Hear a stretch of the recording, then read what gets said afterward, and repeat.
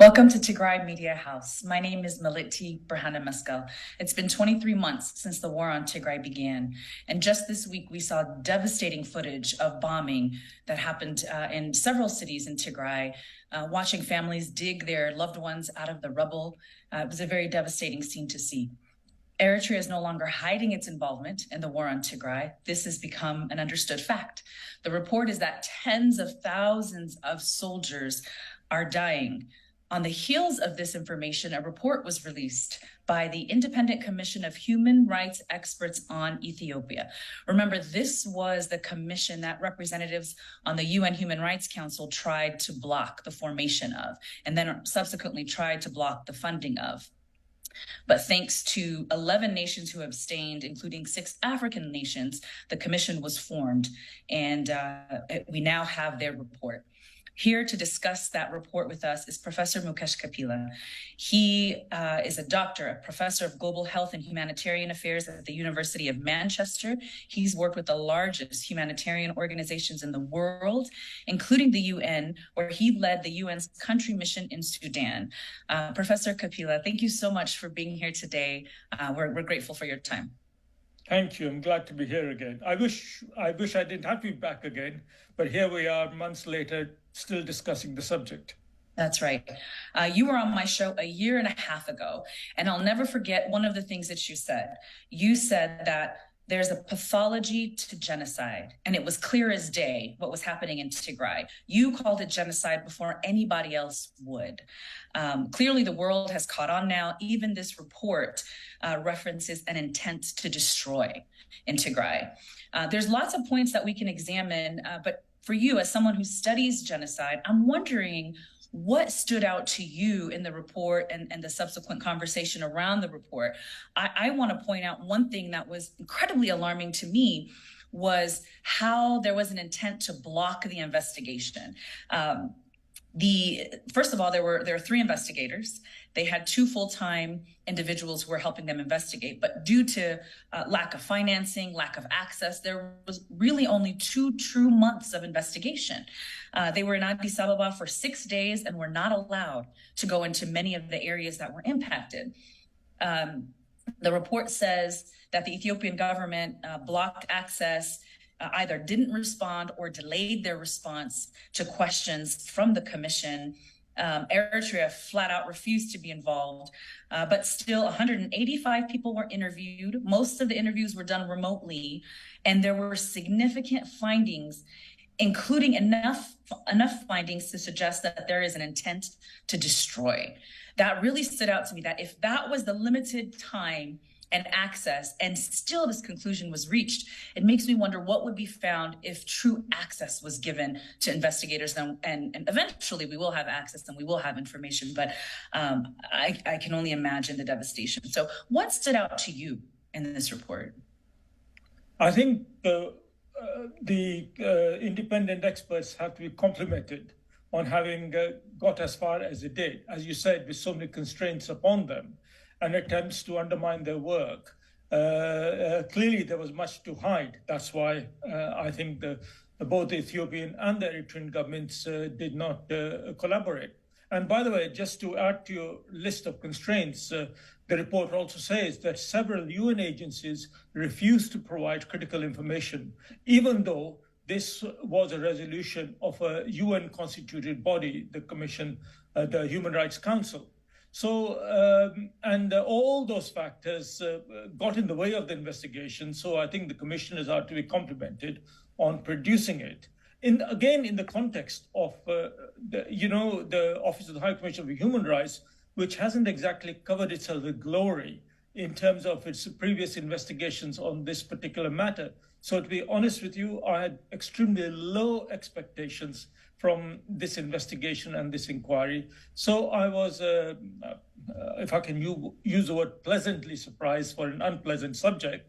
The report is actually devastating, and it indicates in the measured language of the report, the measured language of bureaucrats, that it is almost certain that grave crimes against humanity have been committed, and that these are typified by certain signature acts, which give us confidence in the findings.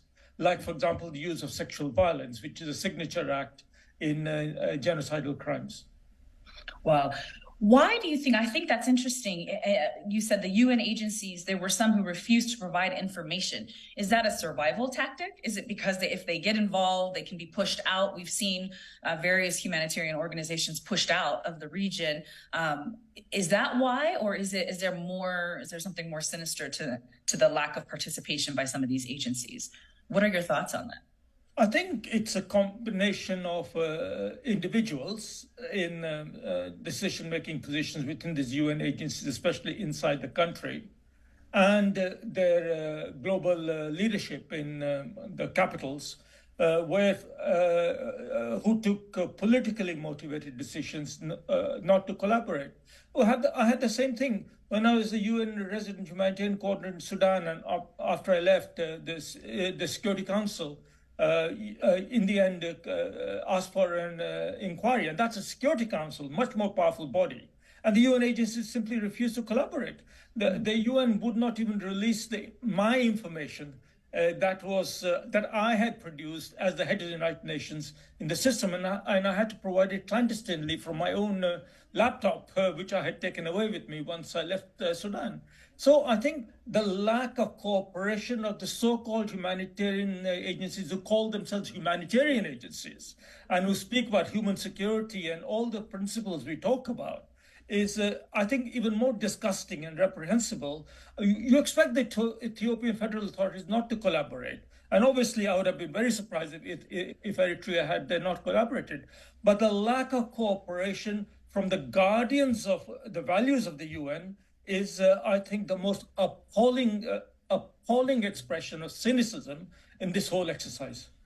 The report details how civilians were targeted repeatedly. It starts with the shelling in Mekelle toward the early part of the war. And it says scores of people were killed in that shelling, and there was no sign of military targets or anything in the area. It also says while the federal government held the capital of Tigray, scores of civilians were killed. There's also a significant conversation about the precision-guided drones and those striking civilians as well. Some people are surprised to see that in black and white. They flat out deny that there's any credibility to the reports. But we have photos, we have videos, we have journalists who've been on the ground, we have humanitarian organizations who are telling us that this is happening. This report now is telling us this is happening. If we can't convince even the most basic average Ethiopian of what's happening so they can ask their government to stop, how will we ever stop the genocide? How can we get people to take this seriously if even in spite of all of the evidence, it's being denied? I mean, you just said the UN organizations have even refused to provide information. So who helps people who are under genocide? Well, I think the fact that many Ethiopians still regrettably deny the heinous acts that have been committed around the Tigray conflict, Tigray war, just indicates the nature of the processes that have matured over the past 2-3 years that we are talking here about. In other words, the misinformation, the dehumanization, the politicization of identity. And we know that those who manipulate such phenomena, who tend to be those who are in command of the systems for manipulation, which is basically the authorities. This is the National Federal Ethiopian authorities who use both propaganda and access to information and manipulating that information. So the ordinary public of Ethiopia, it's not surprising that they only know one side of the story, and what they know is deeply controlled. And again, this should not surprise us, because this is exactly what has happened in relation to the Russia-Ukraine war, where many Russians think that what Putin is telling them is a gospel truth, and what the other side is telling them is all lies. So we're having exactly the same thing here, and the other aspect to all this is as more and more ordinary Ethiopians have got sucked into this war, not necessarily because they are very fond of it, or not necessarily because they wanted it, but the more they have been manipulated into it, the more they have got a stake in it. And that stake means that they have been painted into a corner where there is only one thing possible, and that is they either have to win at all costs. This is the Ethiopian side against the Tigrayan side, or they have to bear the consequences of losing the war eventually. And the third factor in this is that my feeling is, and I see this in other situations where I've studied similar conflicts in the past, is that when the people in their heart of hearts know, and it doesn't matter who you are in the world, but when you in your heart of hearts know that your cause is rubbish and that you are on you are going to go down, then your position gets more and more solidified, as if to make a last stand, even though you're going to perish with that position. And I suspect that in Ethiopia, there's a lot of desperation around the country, and people don't see any other alternatives other than, of course, to overthrow the regime of Abiy Ahmed.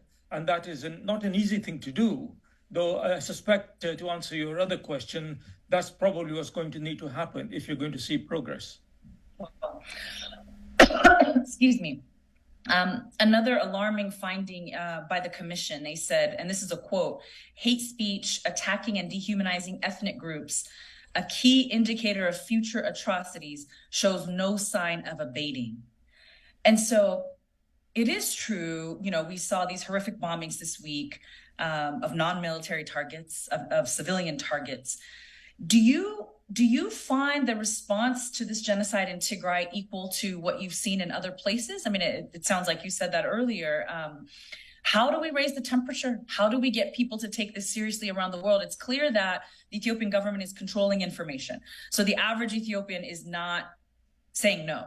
I think there is a movement or a feeling now that something is awry, that they can't continue this way, but no one is really, there isn't a groundswell movement to stop what's happening. So how, first of all, is the response in Tigray similar to what you've seen in other genocides in terms of exterior, world powers trying to stop what's happening? But also, what do we do? How do we, I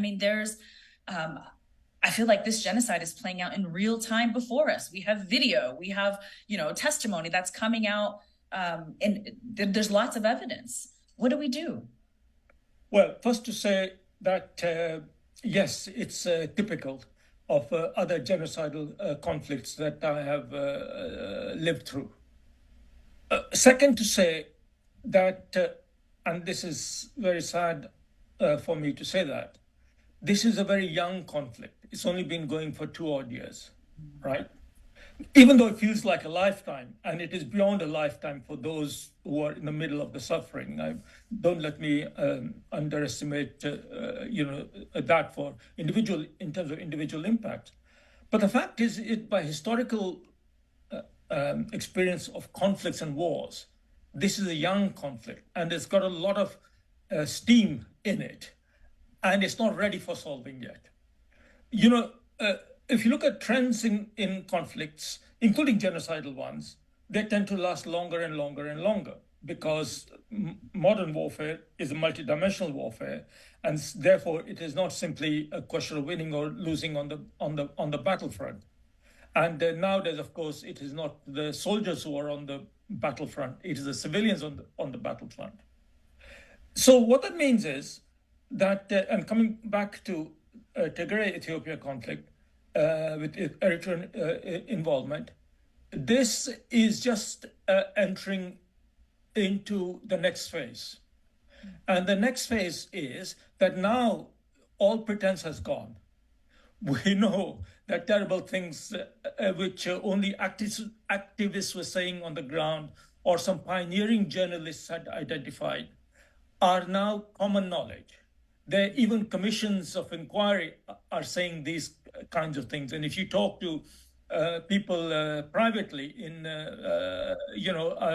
unrecorded, they will say that yes, what's going on is terrible, and they acknowledge that bad things, terrible things are happening. You see, so with no pretense there is nothing to hold you back. Now there's only one thing to go for, and that is total war. So this is the genocidal conflict entering the next phase of annihilation, where and all that has happened so far, there will be no point of it if you didn't enter that phase now. I'm speaking to the perspective of the genocidaire. If I was a person scheming to get rid of all the people, to eliminate these people, there's no point in stopping now. You got to do and finish the job. This is what Hitler tried to do with the Jews in Europe. Why stop at 1 million or 2? He was forced to stop when he reached 6 million, but otherwise it would have gone and on and on and on and on. And so you got to distinguish also between the overall conflict between opposing sides, and within the conflict, the mass atrocities and the genocidal content of that. So they are both component of each other, they parallel each other, and they, in a sense, feed off each other. And the logic of a genocidal mindset is to complete the job.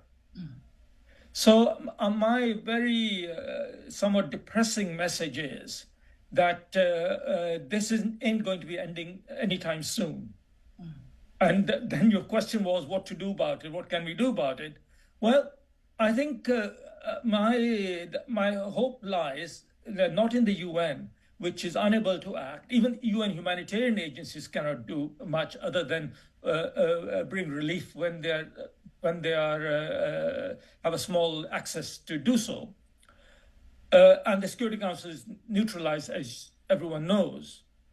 It is if the African continent and the African Union, or beyond the African Union, I think the African Union itself is no better than the UN Security Council.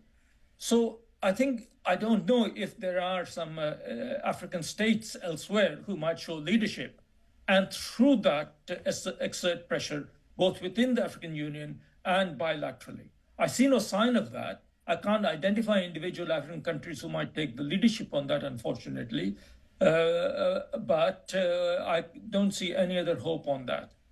Wow. That is very bleak. That's a very bleak message. Yeah.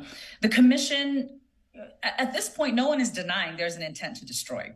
Like you said, this is actually now known, which is, I guess my question is the UN as helpless as it appears? I mean, let me just read what this commission said. They said the federal government and allied regional state governments have implemented a widespread range of measures designed to systematically deprive the population of Tigray of material and services indispensable for its survival, including healthcare, shelter, water, sanitation, education, and food. Has the UN used all of the tricks that it has? I mean, can they do anything else? And to add to that, I know there's this, and the report references the 2014 UN Framework for Analysis of Atrocity Crimes. Isn't there a response required when you have these triggers that are being set off? How do you get to the R2P? How do you get to the next step of that? I mean, or was that framework just set up so that you would know that a genocide is happening? Well, just to dismiss the R2P, which the acronym stands for Responsibility to Protect. But as I have said ever since it started, and I was part of the discussion many years ago on this, R2P really stands for the responsibility to procrastinate. And invoking R2P has, to my knowledge, never prevented a single conflict. Maybe a small skirmish here or there it might have prevented, but it has never actually done anything at all. It should be buried where it belongs as an academic footnote somewhere. Now, I think you're right that when all the different thresholds have been exceeded, which are required in kind of UN experience and jurisprudence and and previous case history, then there is a responsibility to respond. The problem is that the collective UN relies on the assets of member states to be able to mount a response. It doesn't have an army of its own. It has no resources of its own. It relies on appealing for member states to put resources into whatever instrument it wishes to deploy, like, for example, this investigation that we're talking about. So when member states refuse to do that, then the UN cannot act. Of course, Antonio Guterres, the current Secretary General, who will probably go down in history as the most cowardly of the Secretary Generals in recent history, could have shown greater leadership at an early stage, could have been stronger in holding up the mirror to the world a bit more, and he could have asserted a little bit more of his own position on this topic, but he chose not to do that because he was looking for votes for his re-election, and now, quite honestly, there are other fish to fry. So yes, the UN should respond.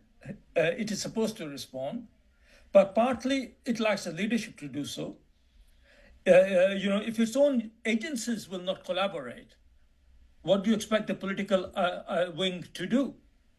And then what do you expect the UN to do when the most powerful states in the world, those who are in the Security Council, themselves are unwilling to act, or they block action by others? So in this particularly true in the case, for example, of China, which is a member of the Security Council and which has systematically blocked any meaningful discussion on it. And then countries like India, who are not permanent members, but who are important friends of Ethiopia, culturally and historically speaking, their doctrine, foreign policy doctrine on non-interference, means that they don't interfere in such circumstances around the world. We've just had a meeting of the UN General Assembly. We've just had a meeting of the UN Security Council, which took place at the time of the General Assembly. There were discussions on many conflicts, including this one. But by and large, the countries of the world met. They shed private tears. They expressed private frustrations, but collectively and individually, they are not in a position to act. Wow. Seems like that type of an action is just going to embolden future tyrants and dictators who want to attack their own people. I want to ask you about the use of technology and drones in this genocide. I feel like we're seeing something interesting because, and then the report significantly talks about, these drones and how they're supposed to be precision guided, laser focused, and yet they're still hitting all these civilian targets. What's interesting in Tigray and in Ethiopia is there's a complete communication blackout. There's no technology. So the phones, the internet, all of this. And I believe it's the longest communication blockade in history on the people of Tigray. So you have that, but at the same time, you have a government that is using drones to destroy its people. What are your thoughts about how technology has played out in this genocide? I know that a lot of these drones came from Turkey, and I was reading last week about Burkina Faso and drones from Turkey and the impact in that area. And I feel like there's a larger conversation about the impact of drones, and particularly in Africa, and what this could mean for Africans moving forward. What are your thoughts on the use of these drones and the potential impact on how it's easier to go to war and commit these atrocities? Well, absolutely. I think drones are a relatively low-cost way of waging war. And drones have become more and more sophisticated and lethal in the process. Now, Turkey is completely within its rights to sell armaments to any country, because as far as I know, Ethiopia is not under a United Nations Security Council mandated arms embargo. Right? That's true. So if Turkey wishes Turkey or any other country, China or any other country, wishes to sell armaments to Ethiopia, or by incidentally, if anyone wants to do the same to the Tigrayan side, they are within the rights to do so. Now, whether morally you would want to do that is another question. But in the way world affairs are conducted, we barely rely on legality, let alone on morality. And there are no laws on morals. So, coming to your details of your question, I think I was impressed by what it said in this commission report, that the nature of modern technology-based warfare is that it allows greater accuracy. It allows the operator technology to target better. So if you hit civilian targets, then it can only be through deliberate means, because this is not just an accident that happens in the fog of war. It can happen anywhere in the fog of war.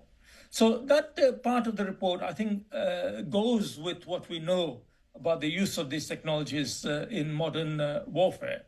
And I think it only strengthens the case that these are deliberate attacks against civilian targets, and therefore they amount to both war crimes and crimes against humanity.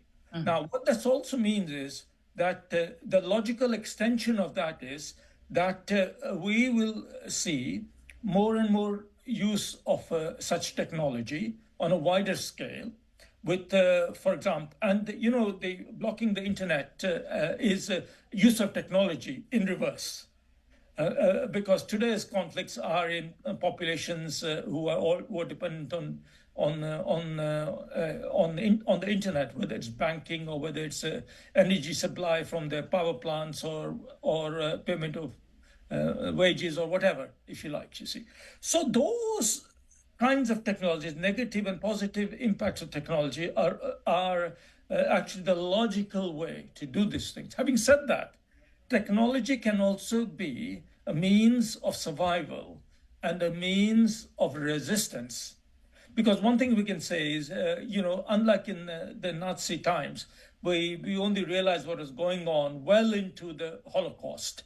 And the worst only came out after after the camps were liberated. We actually know so much detail about what is going on, right down to geolocations of targets and individual names of people affected and all those kinds of things. And that's also a blessing of technology. Mm-hmm. It's a blessing and it's a frustration, because there's so much information, and it's the lack of action is it's hard. It's difficult.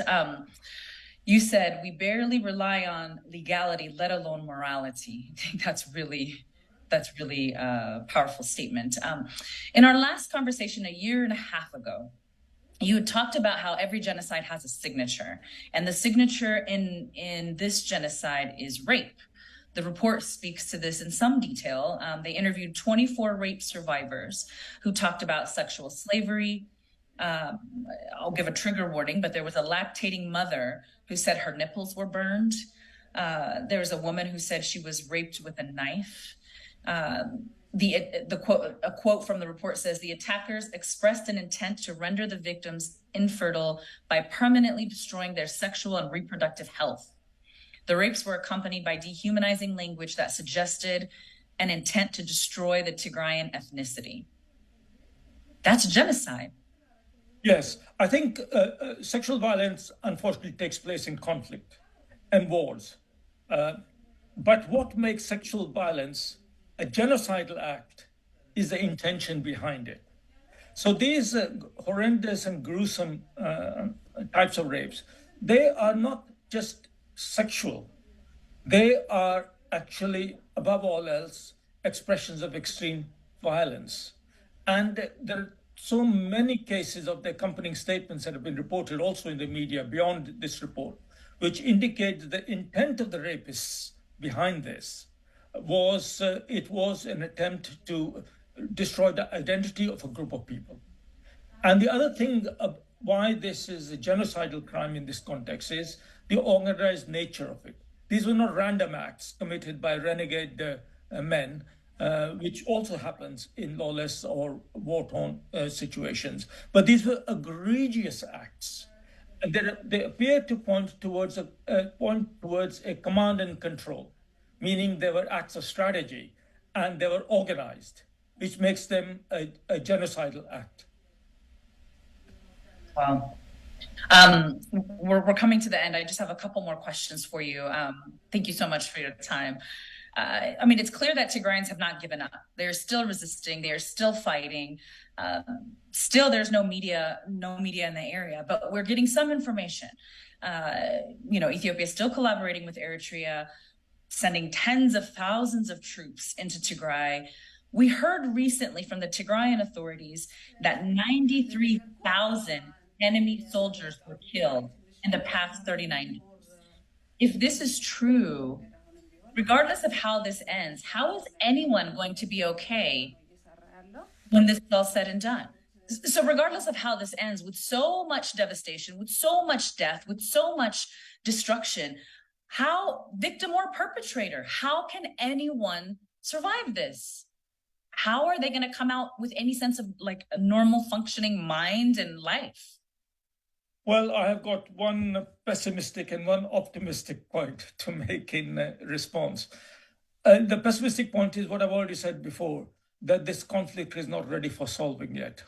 And what that unfortunately means is there's a lot of pain and suffering ahead. And we have seen vignettes of it, and we have seen this happening on an industrial scale already. The numbers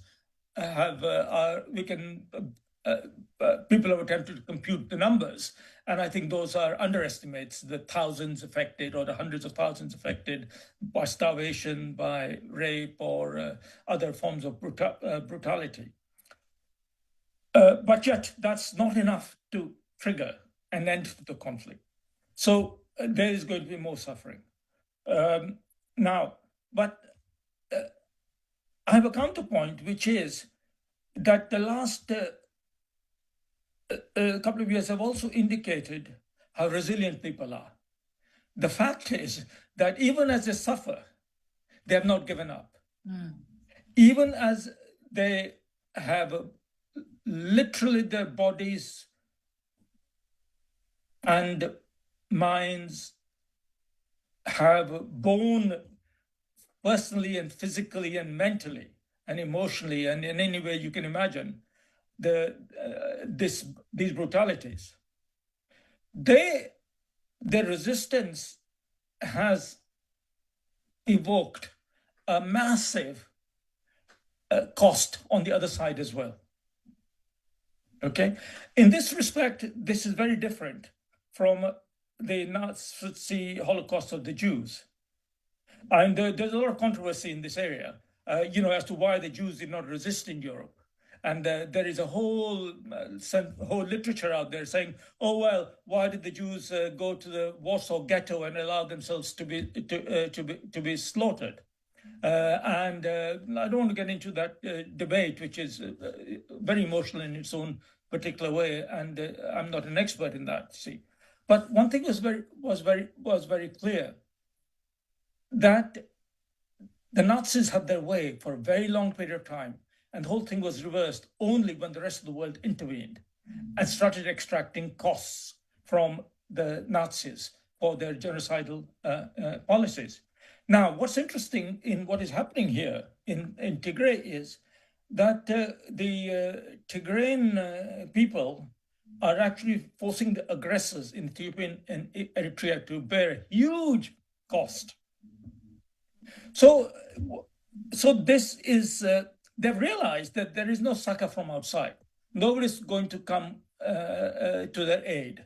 One, is practically very difficult to do because of the geographical nature of Tigray, where it is, and how to get to it.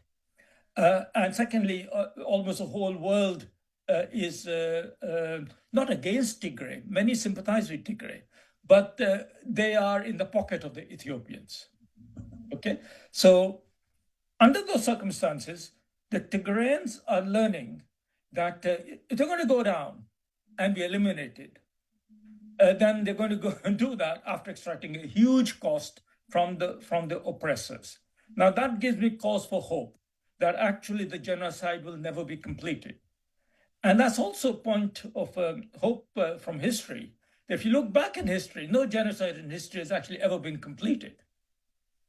So even though I've given you a pretty stark message in our conversation, the point is history is on Tigray's side. It's no consolation for people who are living through history at the present time. But in the end, genocides never win. They never do. So if Tigrayan people are strong and the leaders are wise, and it's very important that Tigrayan leaders, whether in the TPLF or